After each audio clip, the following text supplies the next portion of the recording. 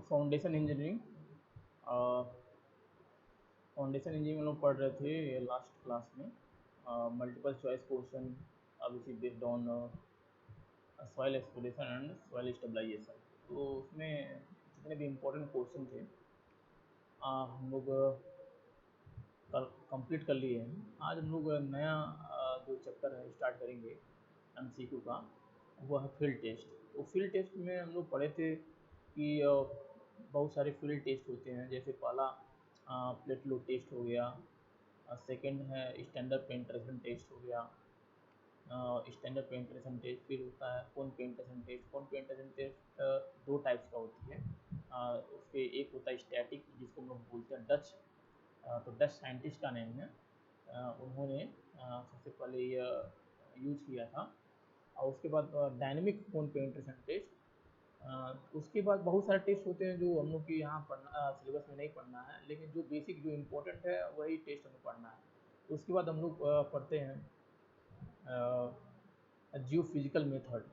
जियो physical method ये भी field test के अंदर आता है। तो सोयल की जो अगर लार्ज एरिया में स्टडी करना है, एक ही बार में सोयल एक्सप्लोर करना है, सोयल एक्सप्लोरेशन करना है, तो हम लोग वहाँ जियो फिजिकल मेथड अप्लाई करते हैं। जियो फिजिकल मेथड में हम लोग देखे थे बहुत सारे मेथड्स होते हैं, जैसे seismic reflection method, seismic refraction method और इलेक्ट्रिकल रजिस्टिविटी मेथड। फिर मैग्नेटिक मेथड होता है, ग्रेविटेशनल मेथड होता है, क्रॉस होल मेथड। ये सब क्रॉस होल मेथड, इसमें बेसिकली हम लोग दो मेथड पढ़ना है अगर देखा जाए तो। एक तो सिस्मिक रिफ्रैक्शन मेथड और इलेक्ट्रिकल रजिस्टिविटी मेथड, जिससे क्वेश्चन पूछे जाते हैं। तो ये सारे टेस्ट हैं जिसके ये आते हैं फील्ड टेस्ट के अंदर।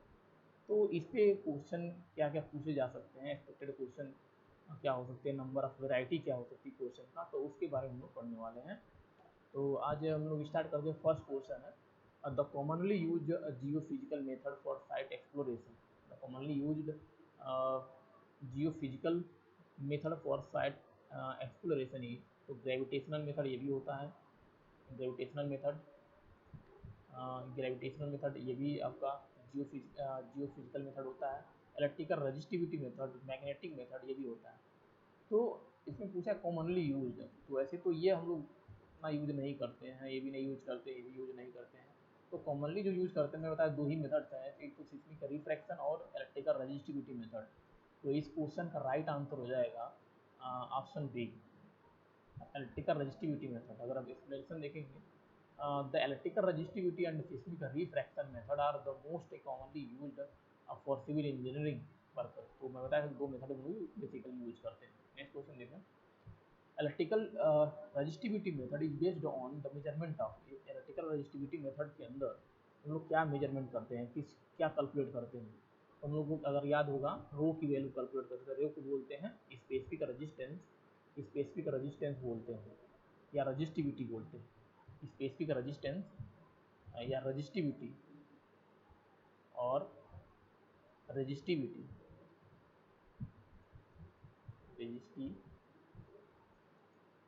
रजिस्टिविटी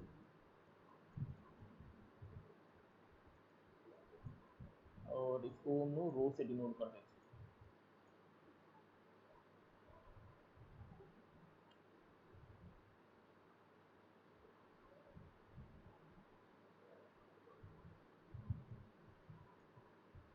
तो अगर फार्मूला में देखें तो इस तरह से फार्मूला होता था 2 pi R divide by D. तो डी होता था आपका डेप्थ या thickness of strata and R resistant in circuit, है ना। तो जो लोग इलेक्ट्रोड यूज करते थे और इलेक्ट्रोड से करंट हम लोग जनरेट करते थे, तो वो कितना रेजिस्टेंस उसमें जनरेट मिलता था, वो आर की value resistance 2 pi R divide by D, ये फार्मूला हम लोग यूज करते थे। तो इस क्वेश्चन का राइट आंसर हो जाएगा ऑप्शन ए, स्पेसिफिक रेजिस्टेंस हम लोग कैलकुलेट करते थे। Explanation देखेंगे, the electrical resistivity method is based on the measurement and the recording of the change in the mean resistivity। Mean resistivity और जिसको हम बोलते हैं या apparent specific resistance of the various soil. तो ये तो हम लोग बात कर लिए। The method use for the study of oriental changes in the subsoil. अगर आपकी अगर कोई सोयल की स्टडी करना है along the horizontal plane, along the horizontal plane ये ग्राउंड सरफेस है, और इसके अकॉर्डिंग स्टडी करना है, इस हॉरिजॉन्टल प्लेन के अकॉर्डिंग स्टडी करना है, वर्टिकली नहीं स्टडी कर रहे हैं, हॉरिजॉन्टली स्टडी कर रहे हैं, तो उसको हम बोलते हैं रजिस्टिव मैपिंग बोलते हैं, उसको बोलते हैं रजिस्टिव मैपिंग, मैपिंग बोलते हैं, तो याद रखें। तो अगर along the horizontal plane study कर रहा है तो उसको बोलते हैं मैपिंग मेथड। तो एक्सप्लेनेशन देखेंगे। For knowing the horizontal changes in the subsoil, the electrodes kept at a constant spacing are are moved as a group along the line of test. This method is known as resistive mapping method। तो resistive mapping बोलते हैं, याद रखिएगा resistive mapping। along the horizontal plane study करना तो resistive mapping। The commonly used penetration test, यानी जो commonly या सबसे ज़्यादा जो हम लोग यूज़ करते हैं पेनिट्रेशन टेस्ट, वो कौन सा है, तो IS पेनिट्रेशन टेस्ट। इस तरह का कोई पेनिट्रेशन टेस्ट जो नहीं पड़े हैं। कौन पेनिट्रेशन टेस्ट होता है, Dutch standard penetration, Dutch standard नहीं होता है, डच कौन पेनिट्रेशन टेस्ट होता है, तो ये भी गलत हो गया। और ऑल ऑफ द मेंशन, तो बी ऑप्शन इस क्वेश्चन का राइट आंसर हो जाएगा। एक्सप्लेनेशन देखेंगे तो SPT और CPT हम लोग यूज करते थे, standard penetration test and cone penetration test. CPT is the two commonly use penetration test, तो बेसिकली हम लोग दो ही, ये दोनों सबसे ज़्यादा यूज करते हैं। In the seismic refraction method, the wave sent along the or ground surface is picked by seismic refraction method के अंदर हम लोग देखते थे, तो यहाँ पे सोर्स होता था, जिससे हम लोग क्या करते, सिस्मिक वेव जनरेट करते थे, और यहाँ पे कहीं दूर हम लोग रिकॉर्डर रखते थे, रिकॉर्डर रिसीवर, रिकॉर्डर रिकॉर्डर या इसी को हम बोला रिसीवर, रिसीवर रिसीवर या इसी को हम बोलते थे यहाँ पे जियोफोन, जियोफोन बोलते थे। तो ये सिस्मिक जो वेव यहाँ से सोर्स से जनरेट होता था, वो कितना टाइम लिए, तो ये क्या मेजर करता था, तो ये मेजर करता था time taken by seismic wave. क्या मेजर करता था, time taken by seismic wave,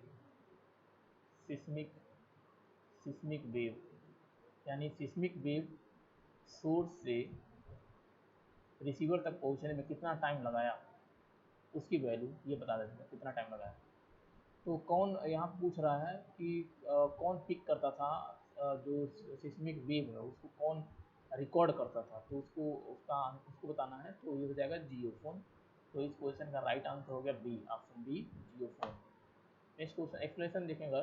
the radiating shock wave creating in the soil at the ground level are picked by the vibrating detector भी बोल सकते हैं, known as the geophone। Next question,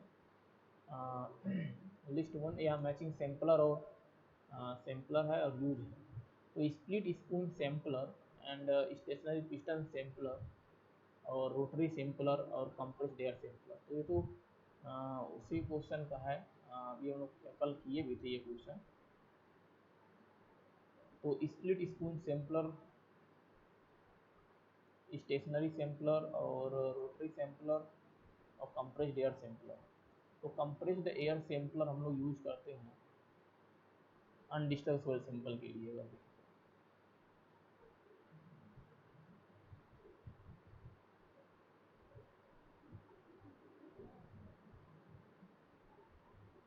तो rotary हो जाएगा सी का, तो हो जाएगा फोर्थ। अगर देखें सी का फोर्थ, रोटरी सैंपलर तो हार्ड स्टेटा के लिए यूज करते हैं, तो obtain approximately undisturb sample of hard cemented cohesive soil, ये हो गया। और स्प्लिट स्पून सैंपलर से भी डिस्टर्ब मिलता है, लेकिन इसमें सोइल का नेचर सैंड टाइप का ज़्यादा होता है। To obtain undisturb soil sample of sand below the water level, तो इसका ये हो जाएगा अगर देखा जाए, to obtain representative sample in all types of soil, representative soil. Undisturb हम लोग कह सकते हैं डी वाला जो है, undisturb soil sample in the clay or silt, तो ये डी का ये हो जाएगा। और अच्छा रोटरी भी हो गया, ये भी हो गया। Stationary piston sampler, to obtain a representative sample in all types. तो ये बी का है। तो ए का अगर देखेंगे, ए का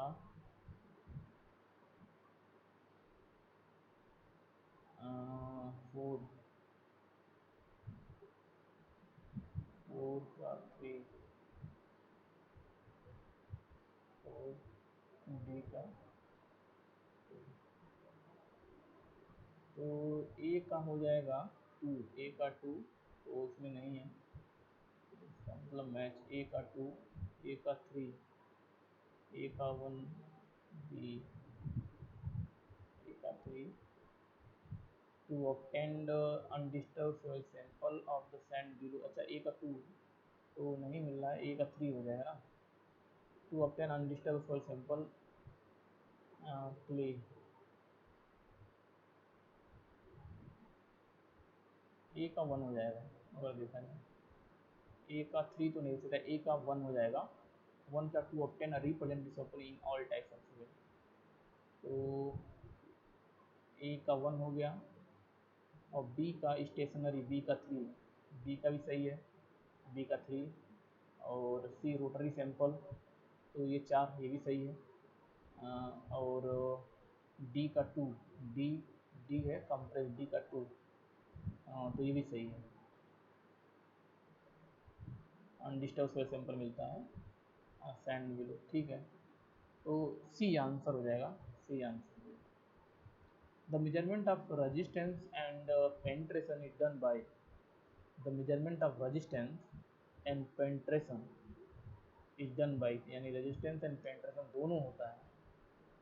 तो dynamic and static loading, dynamic loading only, static loading only, no loading. तो measurement of resistance and penetration, तो ये तो ए ऑप्शन होना चाहिए, तो ए ऑप्शन हो जाएगा। एक्सप्लेनेशन देखेंगे, क्योंकि रेजिस्टेंस और पेंट्रेशन दोनों में, डायनेमिक में भी रेजिस्टेंस होता है पेंट्रेशन, और स्टैटिक लोडिंग में भी होता है, तो दोनों में हो जाएगा। तो जब भी हम लोडिंग करते हैं तो रेजिस्टेंस एंड पेंट्रेशन, पेंट्रेशन मतलब यह टिप रेजिस्टेंस जहाँ जनरेट होता है, रेजिस्टेंस यानी स्किन फ्रिक्शन रेजिस्टेंस जो साइड से जनरेट हो रहा है, उसके बारे में बोलना। तो ये दोनों में होता है। The penetration and the sounding test involve in the measurement of resistance to penetration of the sampling spoon और other tools under the dynamic and static loading. Standard penetration test is given in, तो standard penetration test हम लोग कहाँ use करते हैं, किस code के according करते हैं। तो ये कोड आपका मेंशन स्टैंडर्ड पेंट्रेशन टेस्ट के बारे में, ये पूरा का पूरा डेटा जो है, ये कोड 2131 1981 इसके अंदर आता है। तो इसमें पूरा स्टैंडर्ड टेस्ट पेंट्रेशन टेस्ट के बारे में पूरा एक्सप्लेनेशन है, पूरी डेटा मिल जाएगी, कैसे कैसे हम अप्लाई करते हैं, क्या क्या मेजरमेंट होता है, क्या क्या प्रोसीजर क्या होता है। तो ये सारे टर्म्स इस कोड के अंदर मिल जाएंगे 2131 1981 के अंदर। एक्सप्लेनेशन देखेंगे, the standard penetration test is given in the IS code 2131 1981।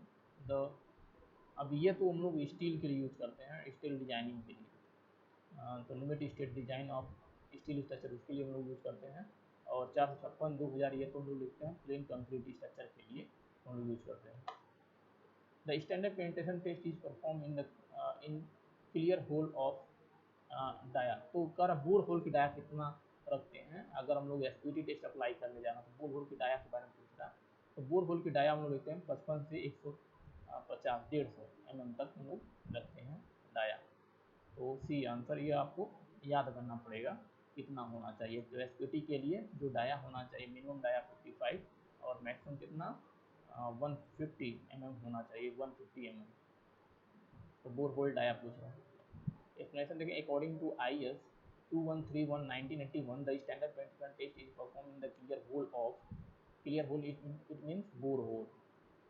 तो यहाँ पे bore hole of 55 to 150 in diameter, the casing or drilling mud is used to support the side of the, यानी जो हम लोग बोर होल बनाते हैं तो इसको सपोर्ट करने के लिए क्या करते हैं, कोई मड यूज़ करेंगे जिससे यह स्टेबल कंडीशन में रहे और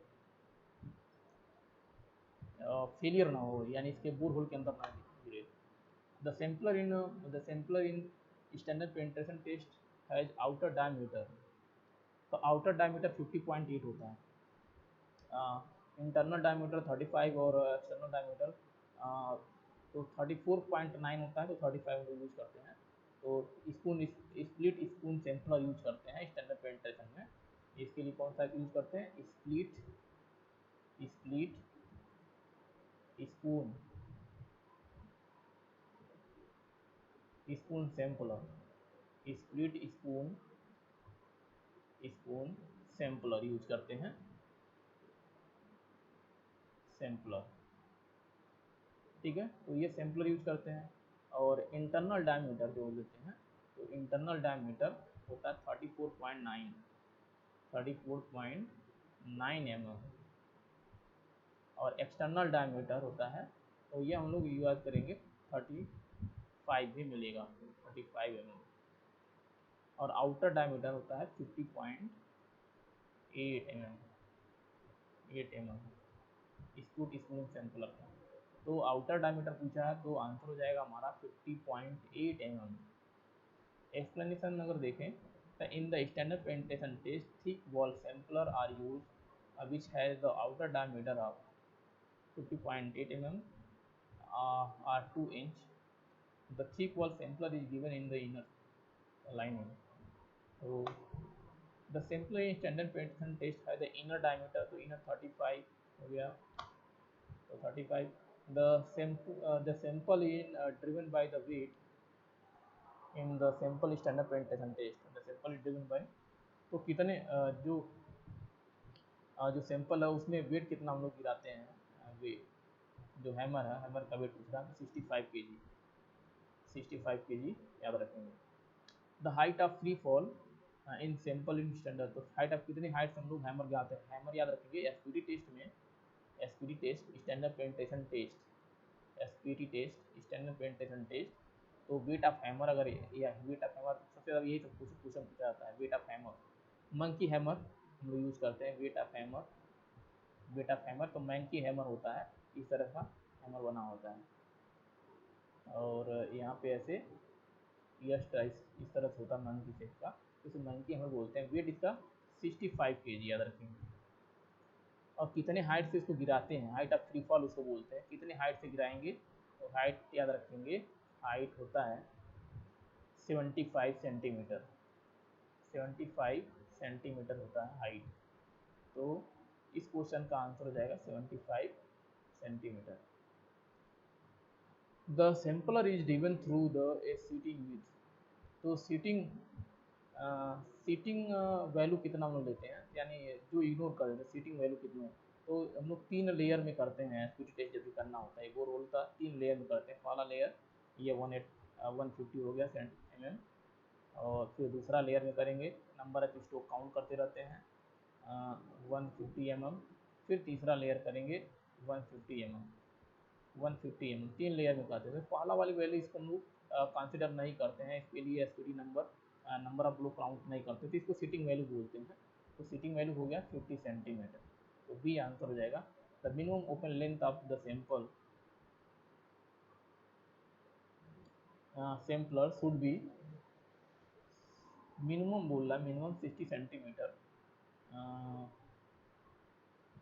minimum open length of the sample should be 60 centimeter when the sampler is driven through the depth of first 55 centimeter is known as the setting drive. Then the sampler is further driven beyond the 50 centimeter 15 centimeter or the setting drive for the test. तो yes, ये value हो जाएगा setting value, जो starting का first 150 mm होता है, उसको बोलते हैं setting drive value. The penetration resistance is driven in the sampler, the penetration resistance is driving in the sampler, तो 30 mm नहीं हो जाएगा, 30 centimetre beyond the setting value, तो ये सी आंसर हो जाएगा इसका। पेंट्रेशन रेजिस्टेंस कब कैलकुलेट करते हैं, तो इसके बाद कैलकुलेट करते हैं, सेटिंग वैल्यू के बाद। तो 30 इसका मतलब 300 mm, इसके बाद हम लोग कैलकुलेट करते हैं 300 mm के बाद फिटिंग वैल्यू के बाद जो एक्चुअल वैल्यू हम लोग निकालते हैं कैलकुलेट करना होता है। तो इस तरह से the sampler is driven through the depth of first 50 is known as fitting drive, then the sampler is further driven beyond the fitting drive for the another 30 centimeter or 12 inch or until 100 glue have been applied। तो ये होता है दूसरी value.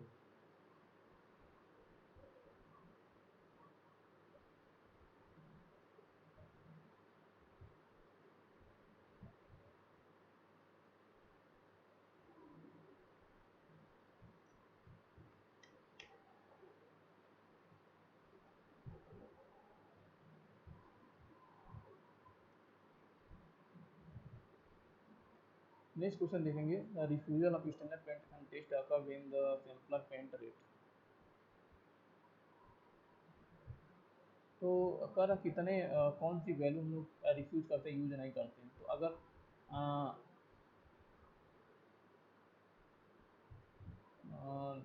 Centimetre इसको, तो 25, अगर 25 है, 25 penetration में अगर नंबर ऑफ ग्लो 50 आ जा रहा है, अगर नंबर ऑफ ग्लो 50 आ गया 25 के अंदर, इसका मतलब सोयल वहाँ पे सही नहीं है, उसकी बियरिंग कैपेसिटी ठीक नहीं है, उसकी बियरिंग कैपेसिटी ठीक नहीं है।